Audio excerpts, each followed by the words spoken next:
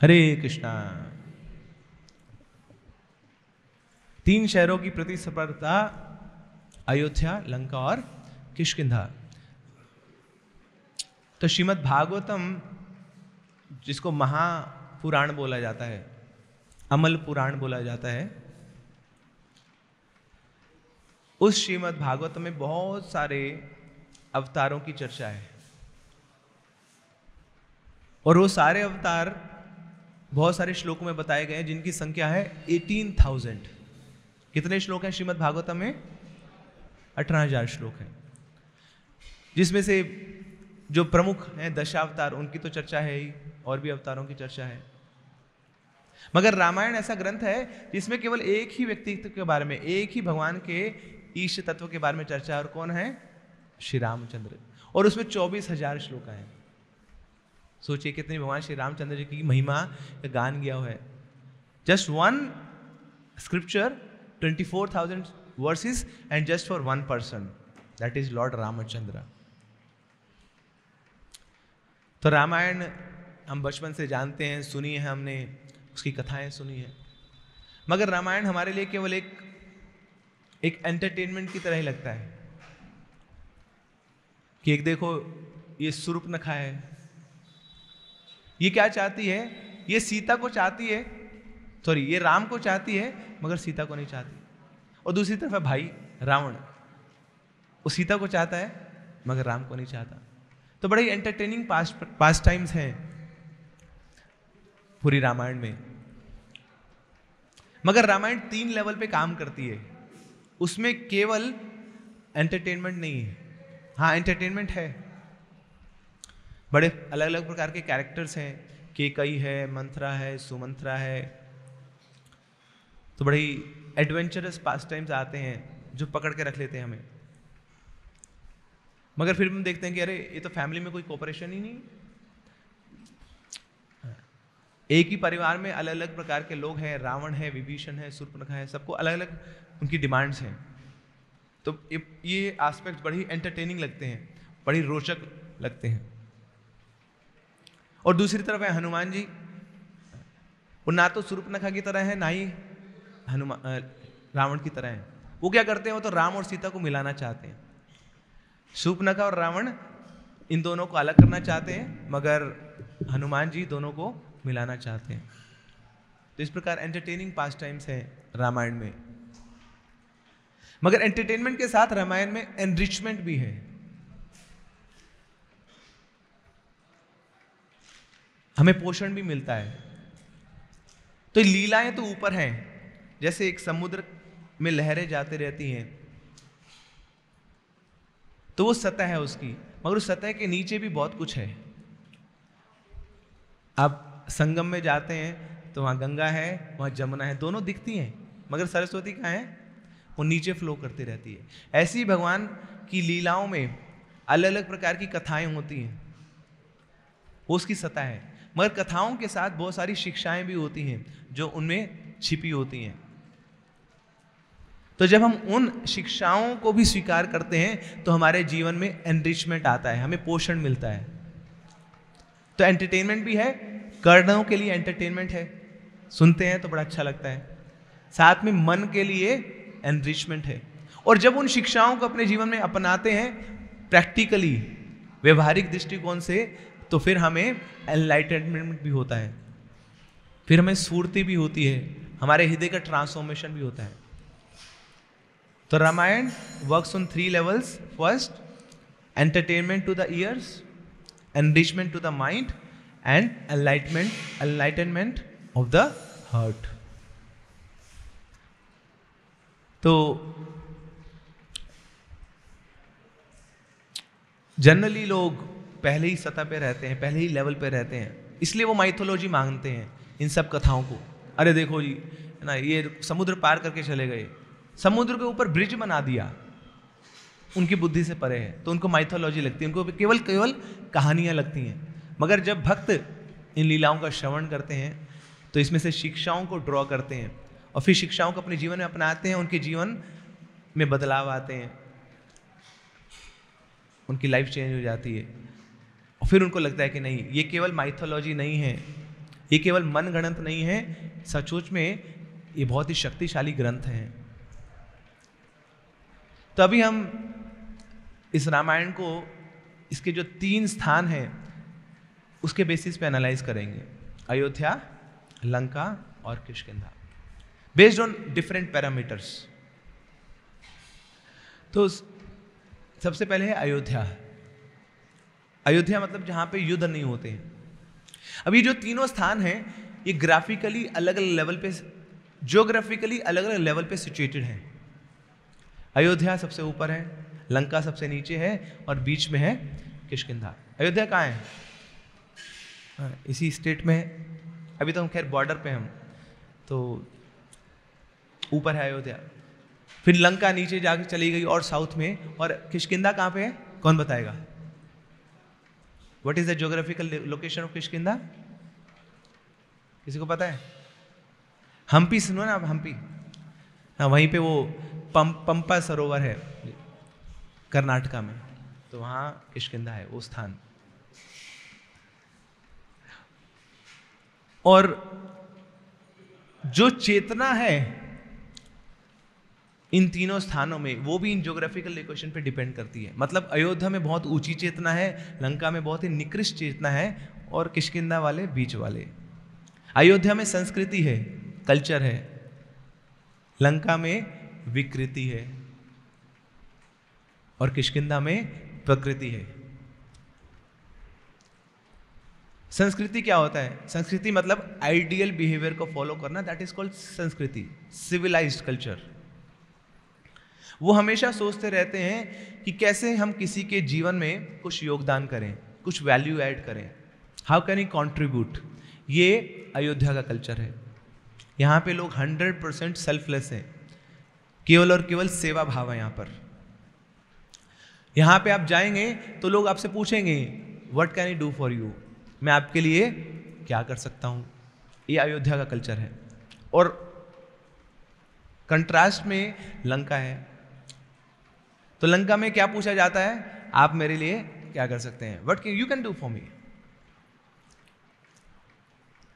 कैसे मैं दूसरों से कुछ ले सकता हूं, कैसे उनको मैं निचोड़ सकता हूं, कैसे मैं उनको एक्सप्लॉइट कर सकता हूं, यह है लंका।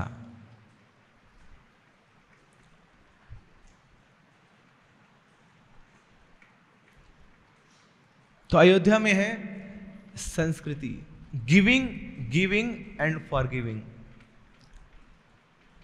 दीजिए दीजिए और भूल जाइए, देने के बाद। हम लोग किसी को कुछ देते हैं ना तो याद रखते हैं ना, तेरे साथ ऐसा किया था तो जब मेरा समय आएगा तो मुझे भी हेल्प करियो।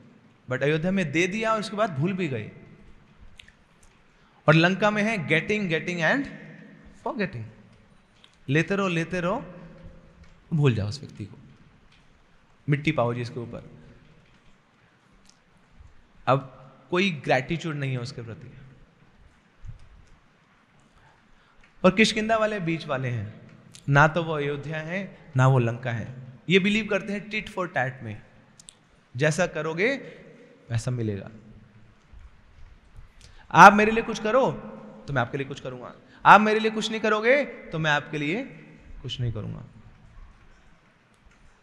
इस प्रकार जो अलग अलग ज्योग्राफिकल लोकेशन है वो मैच करती है कॉन्शियसनेस के ऊपर, यहाँ के लोगों की, यहाँ का जो कल्चर है उसकी। तो अयोध्या में संस्कृति है। संस्कृति मतलब जो एक्सपेक्टेड है वो करना, दैट इज कॉल्ड संस्कृति। किष्किंधा में प्रकृति है। प्रकृति मतलब अपनी नेचर को फॉलो करते हैं वो, कि कई बार अयोध्या है और कई बार लंका की तरह बिहेव करते हैं। फ्राइडे अयोध्या है, मंडे लंका है, सैटरडे बड़े खुश हैं, संडे मिजरेबल है। तो ये है प्रकृति। कभी भी एक स्तर पे नहीं रहते, मूड स्विंग होते रहते हैं। कभी वो जेंटलमैन है, कभी मेंटल मैन है, तो घूमते रहते हैं पेंडुलम की तरह। अयोध्या में जो कल्चर है, संस्कृति का कल्चर, वहां पे कृतज्ञता है, वहां पे ग्रेटफुलनेस है। Here people are eternally grateful even for a small good deed you must have done to them. छोटा सा भी कुछ कार्य करेगा आप उनके लिए, उनके मन मस्तिष्क में हमेशा छाया रहता है। और इसका क्लासिक एग्जाम्पल है सीता मैया। जब युद्ध खत्म हो गया, श्री रामचंद्र जी को राजा बनाया गया, सीता मैया को वहां के रानी बनाए गए, और वहां पे खूब उत्सव का माहौल है, ढोल नगाड़े बजाए जा रहे हैं, रंग फेंके जा रहे हैं, नृत्य कर रहे हैं लोग with full pomp and show. तो सब बड़े खुश हैं, मगर थोड़े समय बाद सीता मैया की आंखों से अश्रु बहने लग जाते हैं, रोने लग जाती हूं। तो श्री रामचंद्र जी पूछते हैं कि अरे आप रो क्यों रहे हैं, इतना उत्सव का माहौल है यहां पर। तो सीता मैया बोलती हैं कि हाँ उत्सव तो है, मगर सब यहां पे रंग उड़ा रहे हैं, और जब ये लाल रंग उड़ रहा है तो मेरे छाती को पियर्स करके जा रहा है, वज्र के समान लग रहा है ये लाल रंग। क्यों? क्योंकि वो जटायु आया था मुझे बचाने के लिए। सामने रावण था, वो राजा था, उसके पास सब कुछ था, अस्त्र शस्त्र थे, मगर ये जटायु एक पक्षी है, कुछ नहीं है उसके पास, निहत्था है। वो जानता है कि ये बहुत शक्तिशाली व्यक्ति है, 10 मुंह है इसके, और मैं एक छोटा सा एक पक्षी, क्या हश्र होगा मेरा अगर इसके साथ युद्ध करूंगा। उसके बावजूद वो जटायु मुझे बचाने आया, और फिर रावण ने उसके पर काट दिए, और वो जटायु जाके सीधा जमीन पे गिरता है, और जैसे ही गिरता है उसके पूरे शरीर से एक फुहार निकलती है खून की, जो बिल्कुल लाल रंग है। और ये जो लाल रंग उड़ रहा है तो मुझे उसी लाल रंग का स्मरण हो रहा है। ये है ग्रेटफुलनेस, कृतज्ञता अयोध्या की। एक एक चीज का स्मरण है। आप जब सफल हो जाते हैं तो जो जो लोग उस सफलता में सीढ़ी बने हम उनको भूल जाते हैं, मगर अयोध्या में हर एक उस व्यक्ति को याद किया जाता है जिसने आपके जीवन में कुछ ना कुछ कंट्रीब्यूशन किया है, कभी उसको भूला नहीं जाता। तो ये एटीट्यूड ऑफ ग्रैटिट्यूड है अयोध्या में। भक्ति जीवन में वही टिक सकता है जिसके हृदय में कृतज्ञता है, अपने से ऊपर जो वरिष्ठ भक्त हैं उनके लिए, जो हमें भक्ति में लाए हैं उनके लिए। बेशक हो सकता है जो हमें भक्ति में लाए हैं वो भक्ति में ना रहे हो, ऐसा होता है कई बार लोग लाते हैं, चलो चलो मंदिर चलो, बहुत अच्छी क्लासेस होती हैं, बड़ा अच्छा प्रसाद होता है, अच्छा तो आप माला किया करो। तो आप तो माला करने लगे 16 माला, और थोड़े दिन में वो खिसक लिया, जो आपको लाया था वो माया में चला गया। मगर ऐसे व्यक्ति के प्रति भी हमें कृतज्ञ होना चाहिए, क्योंकि वो हमारे पथ प्रदर्शक गुरु हैं। अगर वो ना होते तो हम ना होते, हमारी हृदय में भक्ति ना होती। तो we should always be grateful to the people who have given us bhakti, चाहे वो अभी उनकी करंट स्थिति कितनी ही बदतर क्यों ना हो, वो कितनी पापी क्यों ना हो गए हों, मगर हमेशा उनके प्रति कृतज्ञता बननी चाहिए। चाहे हम उनसे भक्ति में क्यों ना आगे हो गए हों, चाहे हम कितने बड़े पंडित क्यों ना बन गए हों भक्ति में, उसके बावजूद हमें उनके प्रति कृतज्ञ होना चाहिए। This is culture of Ayodhya. और दूसरी तरफ है लंका। लंका में क्या है? कृतज्ञता है, अनग्रेटफुलनेस है। रावण ने घनघोर तपस्या करी, शिव जी की तपस्या कर रहा है, अपने 10 सिर काट के शिव जी को अर्पित कर देता है हवन कुंड में। और फिर शिव जी आते हैं दौड़े दौड़े, अरे ये कितना बड़ा भक्त है मेरा, अपने अंग काट के मुझे दे रहा है। शिव जी आते हैं प्रसन्न होकर, पूछते हैं क्या वर चाहिए रावण। रावण क्या बोलता है? आई नीड योर वाइफ, आपकी पत्नी चाहिए मुझे, पार्वती को भोग करना मुझे। बोले बड़ा दुष्ट है यार तू ना, मेरी तपस्या कर रहा है और मेरी पत्नी पे आके बिछाए बैठा है तू। This is ungratefulness. यह है कृतज्ञता। ना किस हद तक जा सकते हैं लोग, जिनसे लिया है उनके सीने में खंजर खोते हैं। और तीसरी तरफ है किष्किंधा। किष्किंधा में बीच का कल्चर है, उनको रिमाइंड कराना पड़ता है जो भी उनके साथ अच्छे कार्य हुए हैं, तब जाकर उनको याद होता है, तब जाके वो कृतज्ञता दिखाते हैं, वैसे भूल जाते हैं। इसका एग्जाम्पल है सुग्रीव।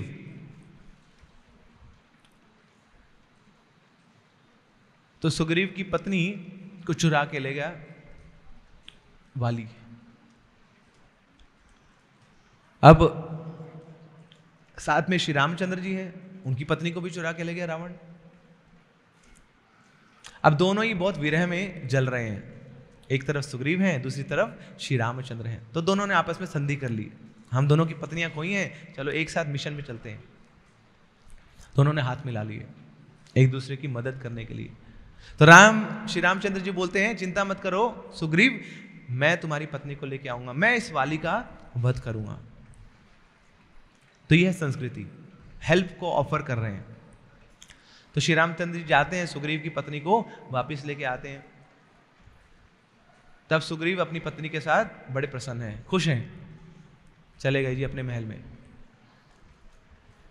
अब राम बोलते हैं, अरे मुझे भी तो हेल्प चाहिए, you have taken help from me, now it's your turn to return back your cooperation to मी।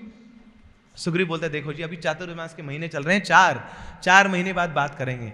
तो 4 महीने तक खूब भोग कर रहे हैं, भूल चुके हैं, बल्कि 4 महीने का 5वां महीना हो चुका है, उनको याद नहीं आई श्री रामचंद्र जी की, उनके सहयोग की। अब श्री रामचंद्र जी को लगता है कि इसको याद कराना पड़ेगा, क्योंकि हाँ तो एक एक पल काटना मुश्किल हो रहा है श्री रामचंद्र जी के लिए।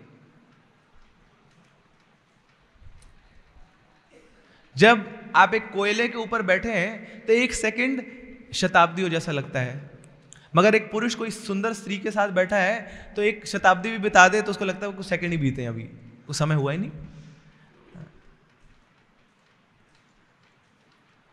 अभी तो आए थे तुम, अभी जा रहे हो, let's spend some more time. क्यों? क्योंकि अभी समय रुक सा गया है।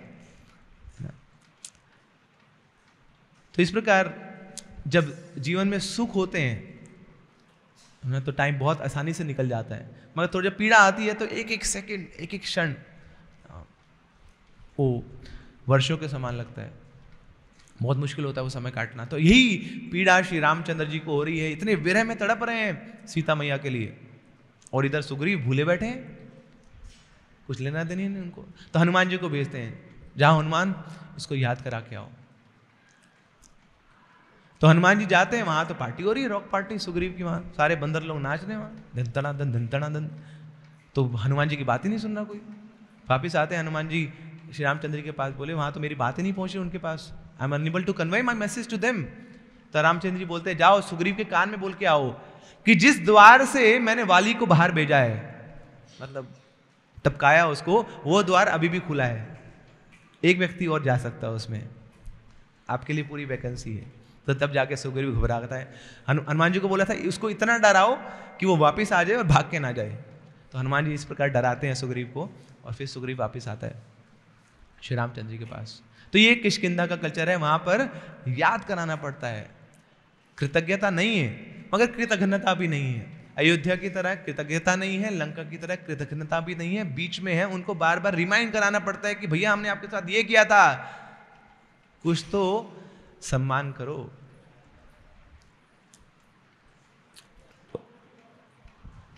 तो this is the feature of these 3 places. दूसरा पैरामीटर है, दैट इज रिलेशनशिप्स। तो तीनों जगहों पर भाइयों के संबंध हमेशा स्कैनर में रहे हैं। अयोध्या में राम, श्री रामचंद्र जी और भरत का संबंध, लंका में रावण और विभीषण का संबंध, और किष्किंधा में सुग्रीव और वाली का रिलेशनशिप, ये हमेशा स्कैनर में रहा है। अब भाई लोग क्या करते हैं? लड़ते हैं। तो ये तो परंपरा सनातन काल से चलती आ रही है भाइयों के लड़ने की। मगर अयोध्या में जब भाई लड़ रहे हैं, वो कोई चीज प्राप्त करने के लिए नहीं, किसी लोभ के कारण नहीं, it is only for selfless love, निस्वार्थ प्रेम के कारण वहां पे लड़ाई होती है। मगर जैसे भरत हैं, भरत पूरे जीवन भर गलत फहमियों का भार अपने हृदय में ढोके चलते रहे, पूरे जीवन भर। उसके बावजूद उनकी भगवान श्री रामचंद्र जी के चरणों में प्रीति कभी खत्म नहीं हुई, वो श्रद्धा हमेशा बनी रही। हमारे लाइफ में हमें लगता है कि देखो जी हम तो माला भी कर रहे हैं, हम मंगल आरती भी आते हैं, हम भक्तों का संग भी करते हैं, हम क्लासेस भी सुनते हैं, हम भगवान को भोग भी लगाते हैं, उसके बाद मेरी लाइफ में प्रॉब्लम्स क्यों आ रही हैं? अच्छे लोगों के साथ बुरा क्यों होता है? ये प्रश्न हमेशा आता है हमारी लाइफ में। बेशक DYPH का वो सेशन 5th सेशन कितनी बार सुना हो हमने, उसके बाद भी हमारे अंदर भी इच्छा जागृत हो जाती है, भाव आ जाता है कि इतना अच्छा व्यक्ति हूं मैं, मेरे साथ क्यों गलत कर रहे हैं भगवान। मगर यहाँ पे भरत महाराज को झटके पे झटके मिलते रहे, एक के बाद एक ट्रेजेडीज, उसके बावजूद न श्री रामचंद्र जी के चरणों को उन्होंने छोड़ा नहीं। पूरा साम्राज्य डाउट करने लग गया था भरत के ऊपर। बड़े बड़े ऋषि मुनि भी, वशिष्ठ मुनि, विश्वामित्र मुनि, सुमंत्र, कौशल्या, सब लोग डाउट कर रहे थे। आगे चले जब भारद्वाज मुनि, निषाद राज गुहा, सब डाउट कर रहे हैं, संशय कर रहे हैं कि ये भरत के मन में चोर बैठा है, ये बड़ा मासूम लग रहा है, बोले मुझे राज्य नहीं चाहिए, मगर अंदर हृदय में इसकी बहुत सारी इच्छाएं हैं, ये राम को खत्म करना चाहता है। तो ये गलत फहमी का भार ढो रहे थे भरत महाराज। उसके बावजूद श्री रामचंद्र जी के प्रति प्रेम कम नहीं हुआ, इतना प्रगाढ़ संबंध था, प्रेम था। लड़ते भी थे मगर किसके लिए? प्रेम के लिए। भरत महाराज का बहुत प्रेम था एक व्यक्ति के प्रति। श्री रामचंद्र के साथ तो था ही, मगर एक और व्यक्ति था, वो थे उनके अपने पिता दशरथ महाराज। जब वापस आए, दशरथ महाराज का पता लगा कि देहांत हो चुका है, तो उनकी इच्छा हुई कि कम से कम इनके लास्ट राइट्स तो कर दूं, कोई है नहीं इनका अंतिम संस्कार करने के लिए। तब उसी समय वशिष्ठ मुनि बोलते हैं कि तुम्हें पता है भरत, तुम्हारे पिताजी के आखिरी वचन क्या थे? तुम्हारे पिताजी बोल के गए थे, this Bharat is a rascal. इस भरत के कारण ही ये सारा पलट हो गया है, इस भरत के कारण ही मेरे पुत्र श्री राम को जाना पड़ रहा है वनवास में। जब भरत महाराज, दशरथ महाराज बोलते हैं कि जब मैं शरीर त्यागूंगा तो मेरे शरीर को गिद्धों को काटने दो, पशु पक्षी आए, सूअर आए, वो मेरे शरीर को खा ले, मगर इस भरत की जो परछाई है वो भी मेरे ऊपर गिरनी नहीं चाहिए। ये वशिष्ठ मुनि बता रहे हैं किसके लिए? भरत महाराज के लिए, जो इतना प्रेम करते हैं दशरथ महाराज से। इस प्रकार सारी गलत फहमियों को सह रहे थे, वो सारी मिसअंडरस्टैंडिंग्स को टॉलरेट कर रहे थे, just and just to bring pleasure to his beloved Lord Ram. तो इतने सारे आरोप प्रत्यारोप हुए उनके जीवन में, उसके बाद भी भगवान का प्रेम नहीं छोड़ा। तो इस प्रकार जो भरत की डिवोशन थी वो टेस्ट हो रही थी, कितने डीप है वो भक्ति में, वो टेस्ट हो रहे थे। ऐसे ही हमारे लाइफ में भी टेस्ट होते हैं कि कितनी आपकी भक्ति स्ट्रांग है। तो जैसे शुरुआत में आप रूम की सफाई करते हैं तो वहां से धूल उड़ती है, मगर धीरे धीरे आप सफाई करते रहेंगे लंबे समय तक तो धूल साफ हो जाएगी। ऐसे ही हम भी जब भक्ति करते हैं तो हमारी धूल उड़ती है, दैट मीन्स हमारी लाइफ में प्रॉब्लम्स बढ़ती हैं। कई बार माला भी कर रहे हैं, सब कुछ कर रहे हैं, उसके बाद भी प्रॉब्लम्स बढ़ती हैं, क्योंकि अभी धूल की हम सफाई कर रहे हैं। मगर धीरे धीरे जब पूरी धूल साफ हो जाएगी तब वो जो बाधाएं आएंगी भी तो हमें परेशान नहीं करेंगी। तो ऐसे ही हमारे जीवन में बड़े सारे डस्ट पार्टिकल्स होंगे, कंट्रोवर्सीज के, मिसअंडरस्टैंडिंग्स के, अनजस्टिस के, मगर अगर हम भक्ति जीवन में लगे रहे तो धीरे धीरे सारे जो डस्ट पार्टिकल्स हैं ये सेटल डाउन हो जाएंगे, सफाई हो जाएगी। Our heart will be cleansed from all this dust particles. तो क्लींजिंग का प्रोसेस क्या है? वो है राम भक्ति। राम भक्ति मतलब श्री राम का नाम लेना। हरे कृष्णा कृष्णा कृष्णा हरे हरे, हरे राम राम राम। तो ये दो भाई भी लड़े, but for a selfless cause. Shri Ramchandra ji अपने पिता को प्रसन्न करना चाहते थे तो अपना राज्य छोड़ दिया। लक्ष्मण के पास मौका था राजा बनने का, मगर उन्होंने वो भी त्याग दिया और स्वतः ही वनवास के लिए चले गए। भरत महाराज के पास मौका था राजा बनने का, मगर वो भी खड़ाऊं लेके बैठे रहे आसन पे, सिंहासन पे, और उनकी पूजा करते रहे। उन्होंने भी मौका त्याग दिया। श्री रामचंद्र जी के पास मौका था दोबारा से अयोध्या आने का, राजा बनने का, उन्होंने वो भी स्वीकार नहीं किया। तो आपस में सब लड़ रहे हैं, विचारों में लड़ रहे हैं, बट किसके लिए? निस्वार्थ भाव से एक दूसरे की सेवा करने के लिए। So they are mutually fighting but out of responsibility, duty की भावना से लड़ रहे हैं और एक दूसरे को आनंद प्रदान करने के लिए लड़ रहे हैं। तो यहां पे फाइट है राइट वर्सेस मोर राइट, जबकि लंका में फाइट है रॉन्ग वर्सेस मोर रॉन्ग। गलत तो ही रहा ना, लंका मतलब सब कुछ गलत ही है, मगर कौन ज्यादा गलत करता है वो लंका का राजा है। तो वहां पे युद्ध है लंका में विभीषण और रावण के बीच में। विभीषण ने पूरे जीवन भर चू नहीं किया, रावण की सारी बातें मानता रहा, क्योंकि उनको पता है कि मैं ये मेरे पालन पोषण करते हैं, इसकी थाली में मैं खाता हूं। तो रावण गलत भी करता था, कुछ बोल नहीं पाते थे, कोऑपरेट करते रहते थे उसकी पॉलिसीज के साथ, क्योंकि वो जानते थे कि जिस दिन मैंने इसकी कुछ पॉलिसी को पॉइंट आउट कर दिया तो उसी समय मेरा पत्ता तो साफ हो जाएगा, मैं रह नहीं पाऊंगा इस किंगडम में। बाद में जाके विभीषण ने चुनौती दी रावण को, मगर उससे पहले सारी उनकी बातों को मान रहे थे। 100% कॉपरेशन, मगर किसके लिए कॉपरेशन? गलत इंटेंशन के लिए, इरादे गलत थे रावण के। तो कई बार हम एक्सपेक्ट करते हैं कि कोई युद्ध ना हो,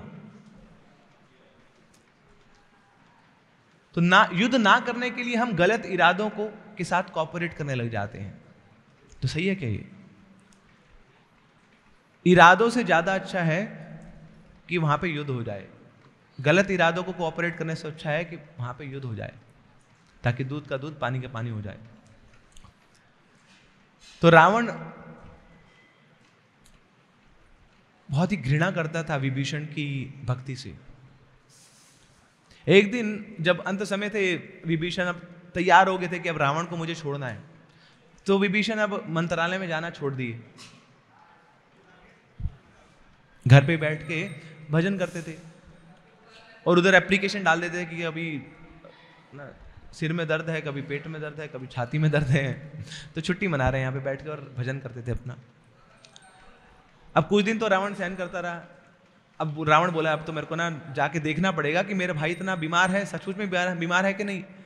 तो रावण सीधा पहुंच जाते हैं विभीषण के घर, और वहां देखते हैं कि हर जगह एक नाम छपा हुआ है, दीवारों पे नाम है, ऊपर नाम है, नीचे नाम है। किसका नाम है? राम। हर जगह राम का नाम छिपा है। जब ये देखता है रावण तो इतना क्रोधित हो जाता है, आग बबूला हो जाता है, सीधा जाता है विभीषण के पास तलवार निकाल के, बोले तू, मैं तुझे खिलाता हूं, और तेरा इतना दुस्साहस कि मेरे प्रजा के अंदर मैंने तुझे महल दिया और उस महल में तू मेरे दुश्मन का नाम लिख रहा है। तो इतने में विभीषण बोलते हैं, अरे भाई साहब, मुझे लगता है कुछ गलतफहमी होगी आपको, ये क्या बोल रहे? ये राम जो है ये वो राम का नाम नहीं है, ये जो राम है इसमें जो रा है उसका मतलब है रावण, और इसमें जो माँ है उसका मतलब है मंदोदरी, मैं तो आप ही का नाम जप कर रहा हूं। तो रावण बड़ा खुश हो जाता है, वाह विभीषण वाह, कितने बुद्धिमान हो तुम, तो तुमने केवल इस अपने महल में अभी मेरा नाम क्यों लिखा है, पूरी लंका में राम का नाम लिख दो। कृष्ण भक्त बड़ा चतुर, राम भक्त अति चतुर। तो इस प्रकार विभीषण जानते थे कि कैसे वहां की भक्ति को मुझे छोड़ना नहीं है, मगर ये लंका है, वहां पे कई बार कॉपरेट करना पड़ता है गलत इरादों को भी। तो आपस में भाइयों में युद्ध हो रहा है, मगर इंटेंशन उसकी सही नहीं है। और तीसरी तरफ है किष्किंधा, तो वहां पर सुग्रीव और वाली, उनमें युद्ध चलता है। तो वाली बड़े ही शक्तिशाली है, सुग्रीव को मारने के लिए वाली पीछे दौड़ता रहा, पूरे ब्रह्मांड में उसको घुमाया, और फिर वापस जब सुग्रीव बहुत घबरा जाते हैं तो जाके श्री रामचंद्र जी के पास जाते हैं। तो रामचंद्र जी बोलते हैं, घबराओ मत सुग्रीव, इस वाली को बुलाओ, invite him for a public fight, मैं युद्ध करूंगा उससे। तो सुग्रीव बोलता है कि श्री रामचंद्र जी आप मुझे बोल रहे हैं उसके साथ युद्ध करने के लिए, वो भी पब्लिकली? अरे कचूमर बना देगा मेरा, वो कच्चा चबा जाएगा मुझे ना, कितना शक्तिशाली है पता है वो आपको? तो राम बोलते चिंता मत करिए, मैं वृक्ष के नीचे पीछे पीछे छिपा हूंगा और जैसी वाली आएगा मैं आ जाऊंगा और मैं खुद उसको मार दूंगा, तुम घबराओ मत, I will shoot the arrow. तो सुग्रीव चला जाता है सीधा वाली के सामने, उसको चैलेंज करता है, निकल वाली बाहर निकल, तू ही है जो मेरी पत्नी को चुरा के गया है। तो जैसे ही वाली को बुलाते हैं तो वाली आ गया और वाली देख घूसे मारने, वाली इधर देख रहा भैया कब आओगे, यहाँ पे घूसा लग गया, यहाँ पे घूसा लग गया, पूरा एकदम काला हो गया, नीला हो गया सुग्रीव, और रामचंद्र जी आए नहीं। तो सुग्रीव तो भागा दुमदुमा के। बाद में आते हैं, फिर अगली बार श्री रामचंद्र जी आते हैं और वाली को शूट करते हैं। बाद में सुग्रीव पूछते हैं कि श्री रामचंद्र जी आप तो भगवान हैं, सबके हृदय में स्थित हैं, आपको पता नहीं लग रहा था कि कितने घुसे मेरे को मारे जा रहे हैं, ये कैसी लीला आपकी, क्या सिखाना चाह रहे हैं आप इसमें? तो फिर श्री रामचंद्र जी बोलते हैं कि देखो सुग्रीव, जब मैं आया था तुम्हारे पास तो तुमने मुझे तो आसन दिया, मगर मेरे जो भ्राता है, मेरे जो अनुज है लक्ष्मण, उनको तुमने आसन नहीं दिया। मैं रामचंद्र तो मैं भगवान हूं, मगर लक्ष्मण वो कौन है? वो तो गुरु तत्व हैं, वो आदि गुरु हैं, उनको तुमने उनका सम्मान नहीं किया, उनको आदर नहीं दिया। दैट मीन्स कि जो भगवान की भक्ति करना चाह रहा है मगर गुरु का निरादर करता है, उससे भगवान कभी प्रसन्न नहीं होते, उसका साथ छोड़ जाते हैं भगवान। इवन प्रॉमिस भी कर देंगे ना भगवान, उसके बाद भी साथ नहीं देंगे। यहाँ पे भगवान बोल रहे हैं, बोले मैं अपने वचनों से विमुख हो जाऊंगा अगर आप मेरी भक्ति करते रहो मगर गुरु का संग छोड़ दोगे तो इसीलिए मैंने क्या किया सुग्रीव तुम्हारे साथ, मैंने लक्ष्मण को बुलाया, मैंने लक्ष्मण को बोला कि तुम माला पहनाओ, क्योंकि उस समय जब तुम युद्ध कर रहे थे मुझे तो एक जैसे दिख रहे थे, तुम दोनों भाई थे ना, दोनों बंदर थे, बंदर दो एक साथ बैठ जाए तो दोनों एक जैसे दिखेंगे। बोले मैं पहचान ही नहीं पा रहा था तुम कौन हो, तुम्हारा भाई कौन है। तो मैं तो बल्कि चीयर कर रहा था, मारो सुग्रीव मारो इसको मारो, तो और मार रहा था, मारो सुग्रीव मारो, जान ले लो उसकी। बोले भैया रामचंद्र जी वो मैं था जो पिट रहा था, मेरा भाई पीट रहा था मुझे, इसलिए ये लो सुग्रीव माला पहन लो, जिसने माला पहनी होगी मुझे पता लग जाएगा वो सुग्रीव है, अब तुम पिटोगे नहीं, इसलिए मैं आया। तो माला किसने पहनाई तुम्हें? लक्ष्मण जी ने। अब माला पहनने के लिए क्या करना पड़ता है? आपको झुकना पड़ता है। तो अब आप गुरु के सामने झुक गए हैं तो गुरु की शक्ति मिल गई है, मेरी कृपा मिल गई है, अब मैं आऊंगा लड़ने के लिए और उस वाली का वध करूंगा। श्री रामचंद्र भगवान की। तो ये दो भाई हैं किष्किंधा के, सुग्रीव और वाली।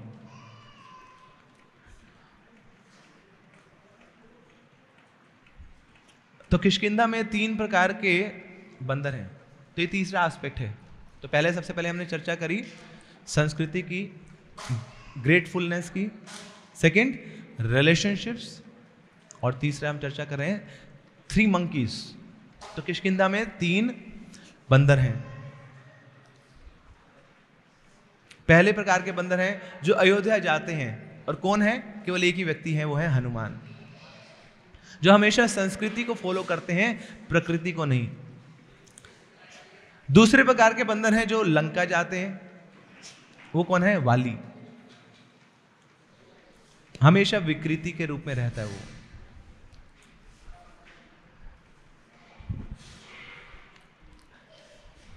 रावण को एक बार पता लगा कि वाली सबसे शक्तिशाली व्यक्तित्व है पूरी सृष्टि का। अब ये राक्षस होते हैं ना, बहुत द्वेषी होते हैं, एक दूसरे की प्रमोशन को सहन नहीं कर पाते। तो रावण चला गया दौड़ के इस वाली का वध करूंगा मैं। अब जब वहां पहुंचे तो वाली उस समय, उसका गायत्री का समय हो गया, और देखा कि रावण आया है। तो रावण आके खूब चिल्ला रहा है। अब वाली तो बहुत महान है, तो रावण को बोलता तू शांत रह थोड़ा। और रावण कुछ कुछ प्रहार करने लग गया उनसे, तो वाली ने क्या किया, उसको पूंछ पे बांध दिया रावण को, और वो गायत्री कर रहा है। और उसकी बंदर है ना, बंदर गायत्री कैसे करेगा, वो तो कूद कूद के गायत्री कर रहा है। तो 4 ओशियंस पे जाता है, अलग अलग समुद्रों पे, और वहां जाके गायत्री करता रहता है घूम घूम के, और पीछे लटका हुआ है रावण।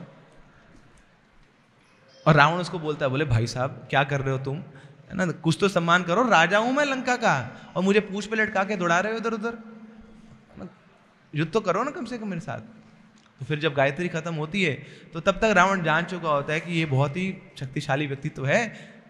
अब राक्षस लोग क्या करते हैं ना, अपनी पॉलिसी को बदल भी लेते हैं, बड़े डुप्लीसिट होते हैं। तब वाली बोलता है, हाँ बताओ रावण क्या चाहिए तुम्हें। बोले कुछ नहीं चाहिए मेरे को तो दोस्ती चाहिए आपके साथ, दोस्त बन जाओ आप मेरे। बदल गया। तो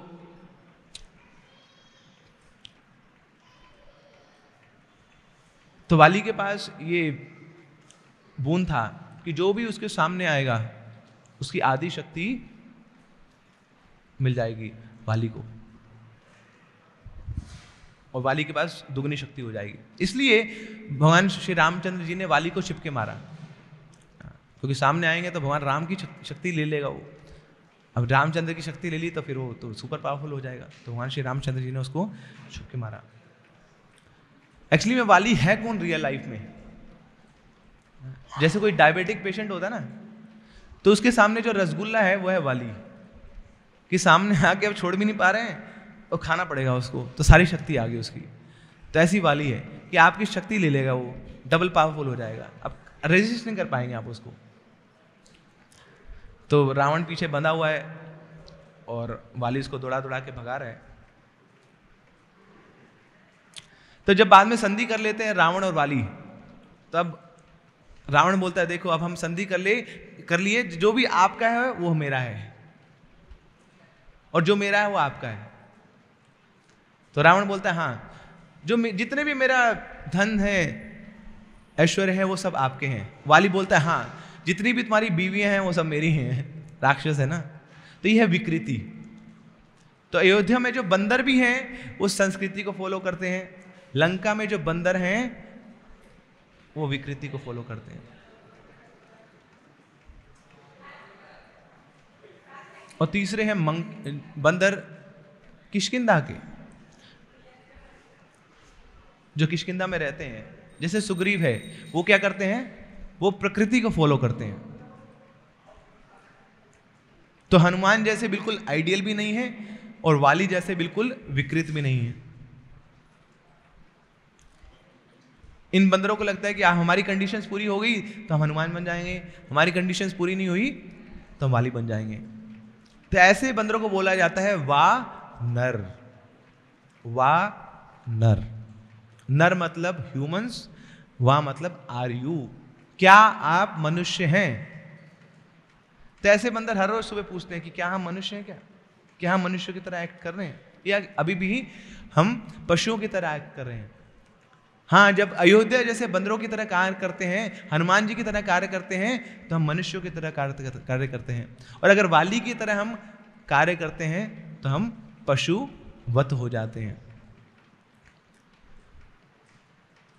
तो यह है वानर, 3 प्रकार के बंदर किष्किंधा के।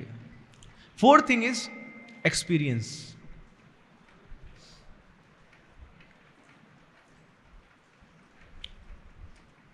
अयोध्या में बताया जाता है कि कोई ताला नहीं लगाता घर पे। क्यों? क्योंकि ताले मिलते नहीं है। ताले मिलते नहीं क्योंकि ताले की जरूरत नहीं है। कोई ताला नहीं लगाता क्योंकि ताले मिलते नहीं है। ताले मिलते क्यों नहीं? कि तालों की जरूरत नहीं, कोई खरीदता नहीं है, क्योंकि कोई चोर नहीं है वहां पर, सब देने की प्रवृत्ति में बैठे हैं। इनफैक्ट वहां पे भिखारी भी नहीं है। भिखारी कौन होता है? जो दूसरे की संपत्ति को देखता रहता है। मगर अयोध्या में कोई दूसरे की संपत्ति को देखता नहीं है। मातृवत परदारेषु परद्रव्येषु लोष्ठवत, जैसे बोला जाता है ना, दूसरे की स्थिति को कैसे देखना है? दूसरे की स्त्री को कैसे देखना है? माता के समान। ऐसी दूसरों के धन को, ऐश्वर्य को कैसे देखना चाहिए? लोष्ठवत, कि वो मल है। तो वहां अयोध्या का एक कल्चर है कि किसी दूसरे का धन संपदा वो दृष्टि नहीं पाते, इसलिए कोई भिखारी है नहीं। भिखारी कौन है? What is the definition of a beggar? किसको भिखारी बोलते हैं? जो दिन का 100 रुपया नहीं कमाता वो भिखारी है, जो दिन का 1000 नहीं कमाता वो भिखारी है, या जो दिन का 10,000 नहीं कमाता वो भिखारी है, या जो दिन का 1 लाख रुपया नहीं कमाता वो भिखारी है? बताइए।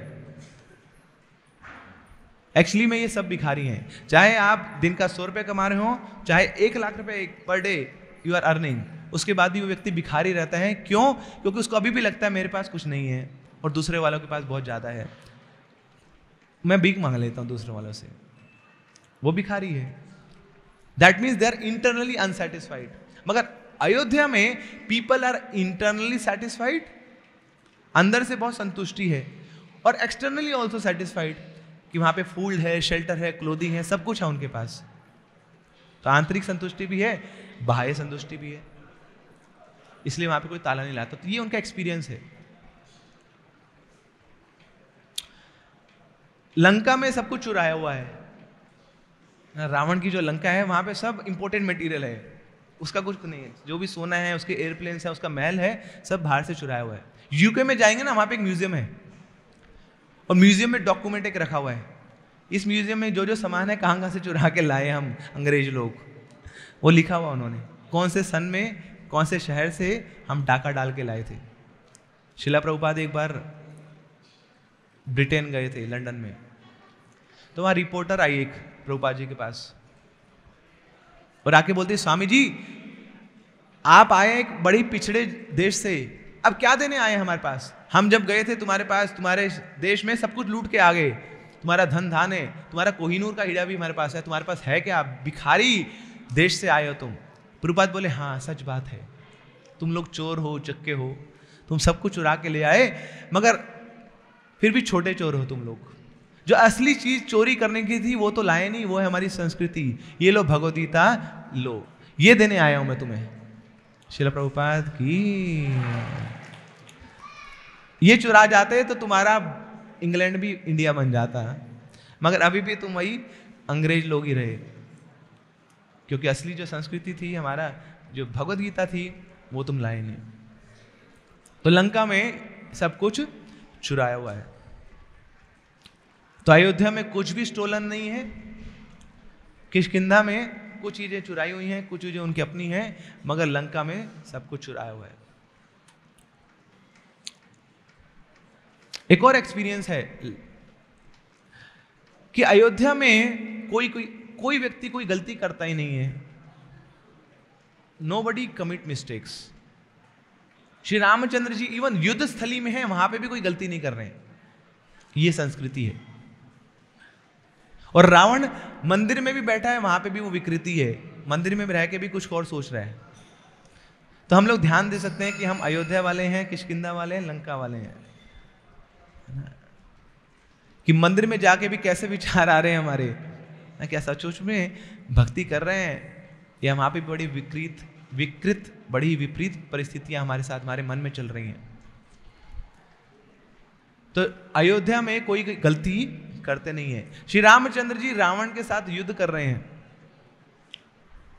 पहला बाण छोड़ते हैं तो पहला बाण फूलों का बना हुआ है और जाके रावण के चरणों में गिरता है। क्यों? क्योंकि रावण ब्राह्मण है।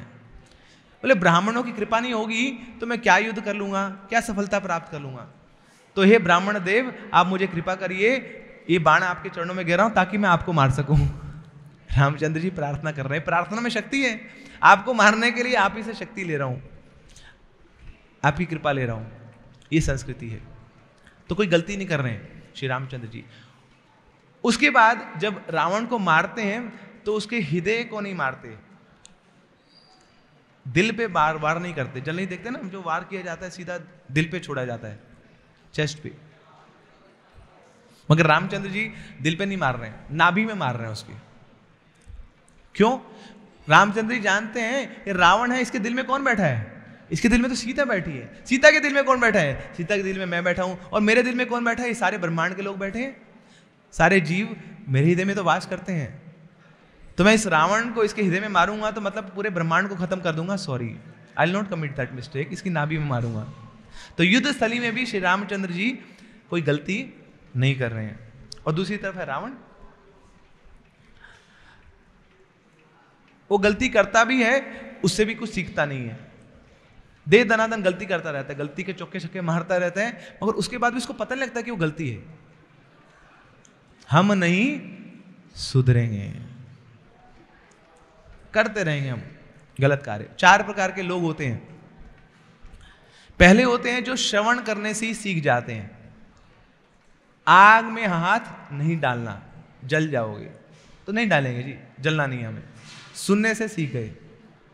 दूसरे वो होते हैं कि नहीं, सुनने से नहीं सीखेंगे, दूसरों को देखेंगे पहले, उससे सीखेंगे हम, उनके एक्सपीरियंस से सीखेंगे। हाँ, कोई देख आग में हाथ डाला, अरे जल गया जल गया जल गया, अरे आग में हाथ डालने से जल जाते, हम नहीं डालेंगे, ना ना ना ना, हाथ नहीं डालना है, तो उनके एक्सपीरियंस से सीखेंगे। तीसरे बोले नहीं, उसका हाथ जला है ना, हम तो भैया राजा भोज हैं ना, हमारा हाथ तो स्टील का बना हुआ है, हम पहले हाथ डाल के देखेंगे, फिर देखेंगे कि जलेगा कि नहीं। तो अपने एक्सपीरियंस से सीखना चाहते हैं, ये तीसरी कैटेगरी के लोग। और चौथी कैटेगरी के क्या होते हैं, बोले नहीं नहीं, हमने हाथ डाला आग में, हो सकता है कुछ गलती होगी हमसे, हम अपनी गलती को सुधारेंगे, हम दोबारा हाथ डालेंगे, हम दूसरी उंगली डालेंगे, अच्छा दूसरी भी जल गई, कोई नहीं, हम तीसरी उंगली डालेंगे, हम डालते रहेंगे, हम होंगे कामयाब, हम होंगे कामयाब, हम होंगे कामयाब, एक दिन खुशियां आएंगी, एक दिन खुशियां आएंगी, हम होंगे कामयाब एक दिन। हम लगे रहेंगे दीवार पे सिर मारने के लिए, दुखालय में सुख प्राप्त करने के लिए, अपने प्लान्स को चेंज करते रहेंगे जब तक पूरी तरह फ्रस्ट्रेट ना हो जाएं, उसके बाद भी हम नहीं सुधरेंगे। यह है रावण प्रवृत्ति।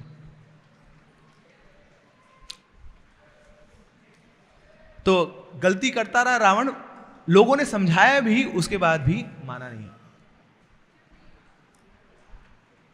जैसे आप बड़ी फ्रोजन कंट्रीज में जाएंगे, बहुत बर्फबारी होती है जहां पर, तो वहां पे पोर्कुपाइन्स मिलेंगे आपको, जिसके कांटे निकले होते हैं ना। तो पोर्कुपाइन क्या करती हैं कि जब उनको बहुत ठंड लगती है तो आपस में एक साथ आ जाती हैं, जुड़ जाती हैं। अब जुड़ गई एक साथ बहुत सारी पोर्कुपाइन्स, मगर कांटे चुभ रहे हैं, तो कांटे चुभते तो ब्लीडिंग होती है इनको, ब्लीडिंग होती है तो थोड़े दूर चले जाते हैं, दूर जाते हैं तो फिर वहाँ पे बहुत ठंड लगती है, फ्रीज होने ले जाते हैं, फिर फ्रीज होते हैं तो फिर दोबारा से जुड़ जाएंगे, फिर जुड़ जाएंगे तो ब्लीडिंग होगी, तो ब्लीडिंग फ्रीजिंग यही चलता रहता है। टेम्परेरी अरेंजमेंट बनाते रहेंगे, परमानेंट सॉल्यूशन की बात नहीं करेंगे। ऐसी हमारी स्थिति है। यहाँ पे कुछ प्रॉब्लम हुई तो उसका सॉल्यूशन करने का कुछ प्लान किया, वो सॉल्यूशन अपनाया तो एक और प्रॉब्लम आ गई। आप रोड पे जा रहे हैं, बोले बहुत जाम लगता है तो फ्लाईओवर बना दिया, अब फ्लाईओवर पे जाम है तो क्या करें, तो कुछ ना कुछ बस हम so called material technological advancement करना चाहते हैं, मगर परमानेंट सॉल्यूशन नहीं मिल रहा हमें। भौतिक प्रॉब्लम्स का कोई भौतिक सॉल्यूशन है नहीं। There are only spiritual problems to material problems, spiritual solutions to material problems. तो रावण ऐसा था, विनाश काले विपरीत बुद्धि, हम नहीं सुधरेंगे, कोई भी समझा ले। कितनी बार समझाया, विभीषण ने, खुद की पत्नी समझा रही है, मंदोदरी छोड़ दो सीता को, नहीं। बलि महाराज के पास पहुंच गया रावण, इनसे सहयोग लेंगे। बलि ने पूछा कि अच्छा किसके साथ युद्ध कर रहे हो तुम? रावण लंकाधिराज रावण युद्ध कर रहे हैं, तो उनके समक्ष जो ओपोनेंट्स होंगे वो भी बड़े महान होंगे। रावण बोलता है मैं तो बंदरों के साथ युद्ध कर रहा हूं, मैं मनुष्यों के साथ युद्ध कर रहा हूं। बलि बोलते हैं, बोली ऐसा दिन कौन सा आ गया कि रावण को बंदरों के साथ युद्ध करना पड़ रहा है और उसके लिए भी हेल्प लेनी पड़ रही? सचमुच में तू रावण हो क्या? भेष बदल के तो नहीं आया तुम? तो रावण बोलता है अरे क्या बताऊं बलि महाराज, ये बंदरों ने तो नाक में दम कर रखा है, एक नहीं 3 बंदरों ने ऐसा मेरा हश्र कर रखा है, क्या बताऊं आपको। एक वो आया हनुमान, पकड़ लिया हमने उसको, उसके बाद उसकी पूंछ में आग लगा दी, मगर उस आग ने पूरी लंका जला दी, मेरी बसी बसाई नगरी जला दी, नाक और कटवा दी मेरी। बहुत खतरनाक है बंदर। और दूसरा बंदर आए सुग्रीव, वो तो क्या करता है, मेरे सिर पे चढ़ जाता है मच्छर के समान और थूकता रहता है, थू थू थू थू थू। और तीसरा है ये अंगद, वो तो मूत्र कर देता है मेरे ऊपर। एक बार रावण से मिला अंगद, रावण ने पूछा कि कौन हो तुम? तो अंगद बोलता है मैं हूं वाली का पुत्र। तो रावण समझ गया, बोला भाई ये खतरनाक आदमी ना, पूछ पे बांध के मेरे को खूब दौड़ाया था उसने, उसका पुत्र है तो ये भी बड़ा खतरनाक होगा। तो रावण जानता था कि इसके पिता ने क्या क्या किया मेरे साथ, तो अच्छा तो यही है कि इसका सम्मान करें हम। तो पिताजी के बारे में पूछा, पिताजी कहाँ हैं अब तुम्हारे? बोले वो तो चले गए, मर गए। वो कैसे मरे? वो एक बाण से मर गए। किसने मारा बाण? राम जी ने मारा। तो रावण बोलता है एक बाण से कोई मरता है क्या? कैसी बातें कर रहे हो तुम? तो अंगद बोलता है कि देखो श्री रामचंद्र जी ने पता है कैसे मारा मेरे पिता को? जैसे कोई केला छीलता है ना, केला छीलने के बाद केले से कोई सुई निकाल दे, तो ऐसे मेरे पिताजी के हृदय को भेद के चला गया राम जी का बाण। तो फिर अंगद अब संदेश देते हैं रावण को कि बेहतर होगा तुम भी सीता को छोड़ दो, नहीं तो राम जी का बाण आएगा और तुम्हारे हृदय को भी ऐसे छेद जाएगा जैसे केले को छेद जाता है। तो रावण बोलता है मैं नहीं डरता राम से, तुम्हारा जो पिता होगा वो डरता होगा। I am not afraid of Ram.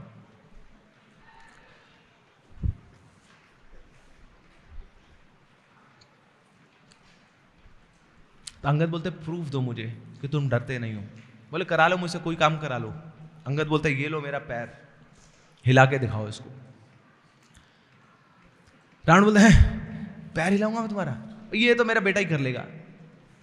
तो अपने पुत्र को बोलते हैं इंद्रजीत को, ये हिला देगा। तो इंद्रजीत आता है वहां पे और अंगद का पैर हिलाने का प्रयास करता है, खूब जोर लगाया, हाथ पैर ऐसे दर्द कर रहे हैं, मुंह से खून निकल रहा है, उसके बाद भी हिला नहीं पाया। अब रावण आता है, पहले अपने 2 हाथ लगाता है, हिल नहीं रहा है, 4 लगाता है, 8 लगाता है, 16 लगाता है, पूरे 20 हाथ लगा रहा है, 10 से मस नहीं हुआ अंगद का पैर। अंगद बोलता है सॉरी हिंट देता हूँ, थोड़ा लूजन करता हूँ, अंगूठे पे खड़े हो गए, अंगूठा हिला के दिखा दो, हिला नहीं पा रहा है। तो फिर रावण मान लेता है कि भैया बहुत शक्तिशाली हो तुम, मगर ये बताओ कि इतनी शक्ति आ कहां से रही है तुम्हारे पास? तो अंगद बोलते हैं हाँ शक्ति है मुझ में, और ये मेरी शक्ति के स्रोत हैं। मैं एक नाम का उच्चारण करता हूं और वो नाम है श्री रामचंद्र भगवान की। इतनी शक्ति है कि तुम्हारे जैसा महापराक्रमी अपने 20 हाथ लगा के भी मेरे पांव को नहीं हिला सका, और तुम कहां उस व्यक्ति से युद्ध करने जा रहे हो जो मेरी शक्ति का स्रोत है। मैं उनका एक छोटा सा दास, मेरा एक छोटा सा अंगूठा तुम हिला नहीं पा रहे हो, और कहां तुम उनसे युद्ध करने जा रहे हो? अभी भी मौका है, छोड़ दो सीता को। नहीं माना रावण, तो फिर अंगद चढ़ जाते हैं उसके ऊपर और मूत्र कर देते हैं। तो रामचंद्र जी बाद में पूछते हैं अंगद से कि अंगद मैंने तो तुम्हें एक दूत के रूप में भेजा था संदेश देने के लिए, मगर तुमने ये सुसु कर दिया उसके ऊपर। फिर अंगद बोलते हैं देखो भैया रामचंद्र जी, आपने जो संदेश दिया वो मैंने दे दिया, उसके बाद तो मैं बंदर ही हूं ना, तो अपनी प्रवृत्ति पे वापस आ गया मैं। बंदर क्या करता है, जो भी उसकी बात नहीं मानता तो अपना कार्य कर दिया मैंने। तो ये अपनी दुर्गति सुना रहे हैं रावण बलि महाराज को कि इस प्रकार इन बंदरों ने आतंक मचाया हुआ है। तो जब ये सुनते हैं बलि महाराज तो बोलते हैं कि फिर तो तुम्हें लौटा देना चाहिए सीता को, इतने मूर्ख हो तुम, इतने इंडिकेशन मिल गए तुम्हें, उसके बावजूद तुम मानने वाले नहीं हो। अब रावण बोलता है कि देखो बलि महाराज मैं तुम्हारी एडवाइस लेने नहीं आया हूं, मैं तुम्हारी हेल्प लेने आया हूं। तो बलि महाराज बोलते चलो आओ मेरे साथ। बलि महाराज अंदर महल में लेके जाते हैं और एक चीज दिखाते हैं। वहां क्या है? एक बहुत बड़ा सोने का माउंटेन है। तो रावण बड़ा खुश हो गया। रावण को क्या चाहिए? और सोना सोना सोना और सोना। ये है रावण प्रवृत्ति ना। जिन लोगों को भी सोना बड़ा पसंद है ना, सोना बड़ा पसंद है, वो क्या है? रावण प्रवृत्ति है। हाँ कलयुग में सोने के अंदर कलयुग बैठा है। जब द्वापर युग खत्म हुआ तो कलयुग यहां पहुंच गया। कलयुग बोलता मुझे स्थान तो दो, तब उनको स्थान दिया गया। कहां पर? सोने में। जो लोग सोने की इच्छा करते हैं वहां पे कलयुग बैठा है। इसलिए कुछ ना कुछ आए दिन आप बीती होती रहती है उन लोगों के साथ ना। आज ये चुरा के ले गया, आज कंगन चुरा के ले गया, आज कुंडा चुरा के ले गया, आज यहाँ पे चोरी होगी। किसके कारण होती है चोरी? सोने के कारण होती है। सोना हटा दीजिए अपने घर से, है ना, बड़ा कुशल मंगल रहेगा घर वो, क्योंकि वहाँ कलयुग नहीं है। तो इसका बहुत बड़ा एक पर्वत सोने का दिखाते हैं रावण को। रावण बड़ा खुश है और रावण उठाने लग जाता उसी को। अब वो भूल गया कि ये बलि महाराज का है, चला गया उठाने के लिए। अब पहले भी गए थे तो कैलाश को उठा लिया था रावण ने। अब वही प्रवृत्ति है उसकी, तो उस पर्वत को उठाने जा रहे हैं मगर हिला नहीं पा रहे हैं। उठाने की बात छोड़िए, हिला भी नहीं पा रहे, जोर लगा रही है पूरा, कुछ नहीं हो पा रहे। तो बलि महाराज बोले ठंडा रखो रावण, थोड़ा शांत हो जा, तुझे पता ही क्या है। बोले सतयुग में हिरण्याक्ष युद्ध कर रहा था भगवान वराहदेव के साथ। तो थोड़ी देर तो भगवान वराहदेव उसके साथ थोड़े मजे ले रहे हैं, इधर उधर मूव्स उसकी देख रहे हैं। बाद में वराहदेव को गुस्सा आ गया, उसको बहुत हो गया तेरा, एक थप्पड़ मारा उसके। जैसे थप्पड़ मारा उसके जो कान का कुंडल है यहाँ पे आके नीचे गिर गया। ये वही कान का कुंडल है, ये जो तेरे को पर्वत लग रहा है ये हिरण्याक्ष के कान का कुंडल है। और पता है कौन था हिरण्याक्ष? तू था हिरण्याक्ष। तू अपने कुंडल को तो उठा नहीं पा रहा। और वराहदेव कौन थे पता है? जिसकी पत्नी को तू चुरा के बैठा है। श्री रामचंद्र जी ही वराहदेव के रूप में आए थे। वो जब एक थप्पड़ मारे तो तेरे कान का कुंडल गिरा, और वही कुंडल अपने कान का कुंडल तो उठा नहीं पा रहा है। तू कहां युद्ध करने जा रहा है? छोड़ दे सीता को, छोड़ दे। मगर रावण क्या बोलता है? हम नहीं सुधरेंगे।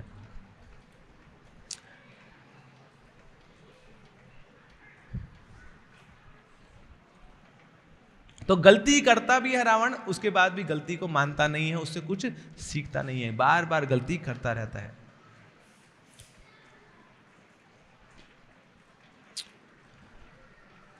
तो ये एक्सपीरियंस है इन 3 स्थानों का। तो एक बार हम कंक्लूड करते हैं आज के सेशन को। तो हमने चर्चा करी कि जो 3 स्थान हैं, अयोध्या, लंका और किष्किंधा, ये तीनों अलग अलग ज्योग्राफिकल लोकेशन पे हैं। और बेस्ड ऑन दिस लोकेशन इनकी चेतना भी वैसी है। अयोध्या सबसे ऊपर है, वहाँ पे संस्कृति है। लंका सबसे नीचे है, वहाँ पे विकृति है। और किष्किंधा बीच में है, वहाँ पर प्रकृति है। अयोध्या में जो जितने लोग हैं वो सब ग्रेटफुल रहते हैं, कृतज्ञ रहते हैं। लंका में सब कृतज्ञ रहते हैं। और किष्किंधा में लोगों को याद कराना पड़ता है कि क्या अच्छा किया लोगों ने, फिर उसके प्रति वो थोड़ी समर्पण की भावना लेते हैं। जैसे सीता मैया का एग्जाम्पल लिया हमने। सीता मैया को याद है जटायु का त्याग, उसकी तपस्या। लंका में रावण का हम कॉन्टेक्स्ट देखते हैं। शिव जी की तपस्या करी और क्या मांगा? उन्हीं की पत्नी को मांग रहा है, टोटली अनग्रेटफुल। और उधर किष्किंधा में सुग्रीव, उसकी पत्नी वापस दे दी श्री रामचंद्र जी ने वाली के साथ युद्ध करके, मगर संधि करी थी, उस संधि को भूल गया, अनग्रेटफुल हो गया। और 4 महीने 5 महीने ऐश्वर्य में चला गया। भगवान के प्रति जो प्रॉमिस किया था उसको भूल गया। फिर आगे हमने सेकंड पार्ट की चर्चा करी, दैट इज रिलेशनशिप्स। हरे कृष्णा। उस साइड जो भक्त बैठे हैं उनसे अनुरोध है कि शांत हो जाएं, कुछ डिवोटीज हेल्प करिए। जस्ट 5 minutes मोर।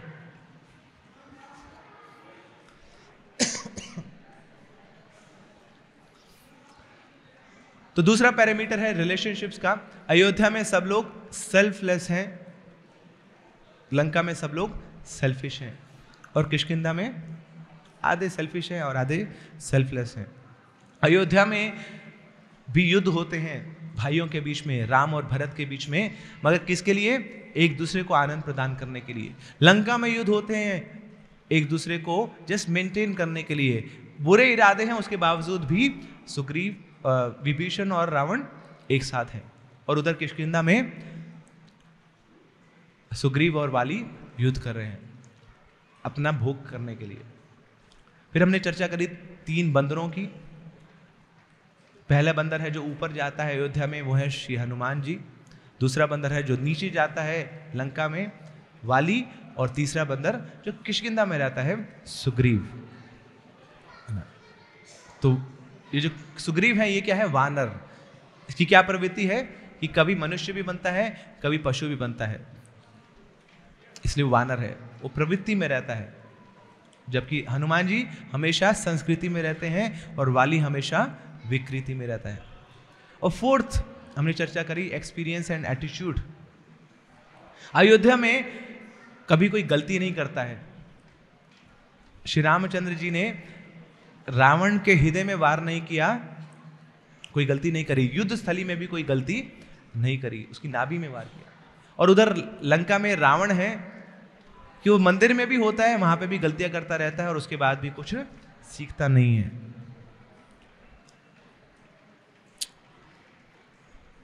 अब ये पूरा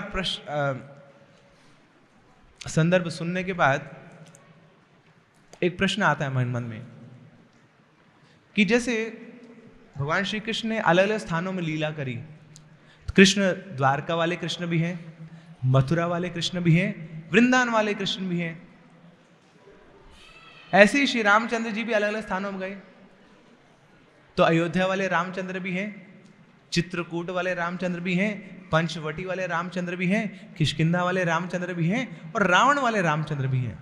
तो जैसे भगवान श्री कृष्ण का एक पर्टिकुलर रूप हमें बहुत आकर्षित करता है ना, कि हमें ये जो वृंदावन वाले कृष्ण हैं ये बड़े आकर्षक लगते हैं।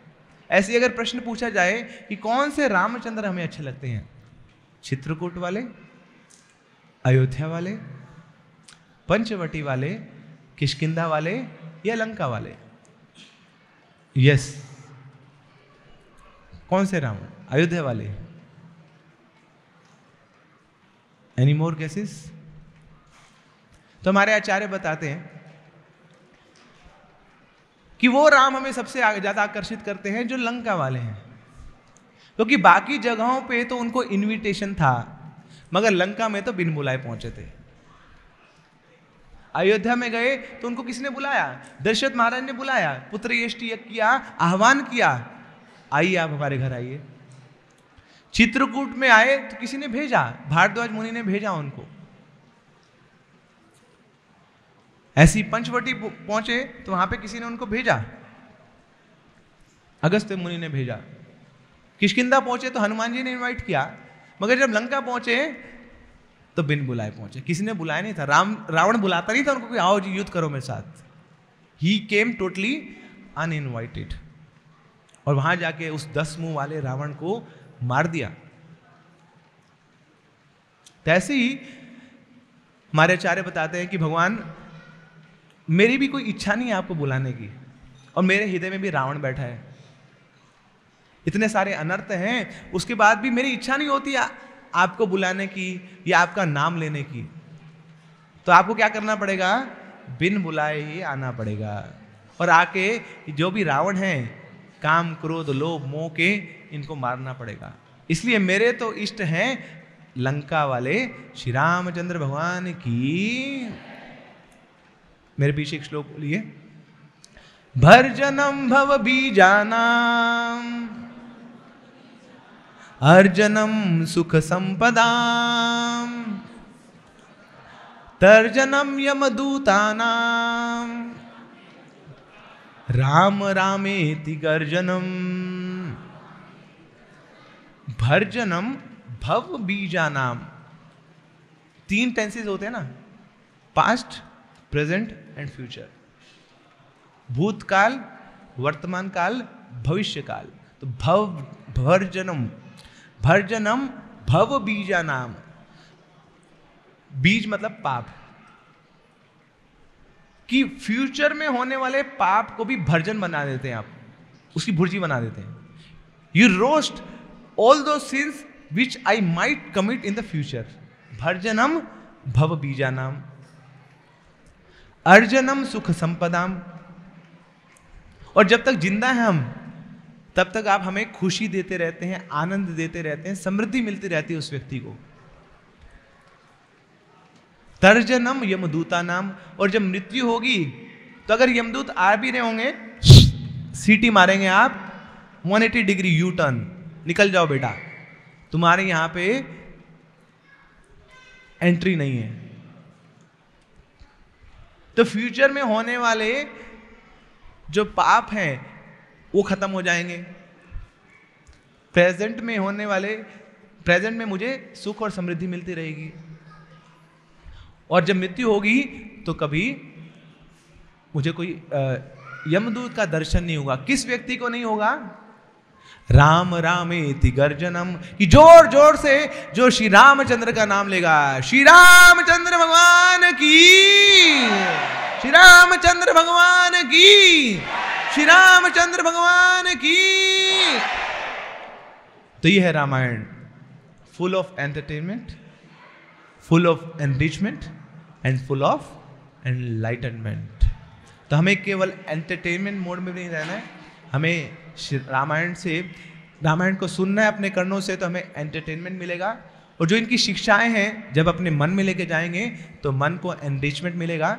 और जब उन शिक्षाओं को अपने जीवन में अप्लाई करेंगे तो हमारे हृदय का एनलाइटनमेंट होगा। श्री रामचंद्र भगवान की, मर्यादा पुरुषोत्तम श्री रामचंद्र भगवान की, श्री वाल्मीकि रामायण की, जगत गुरु श्रील प्रभुपाद की। Thank you very much.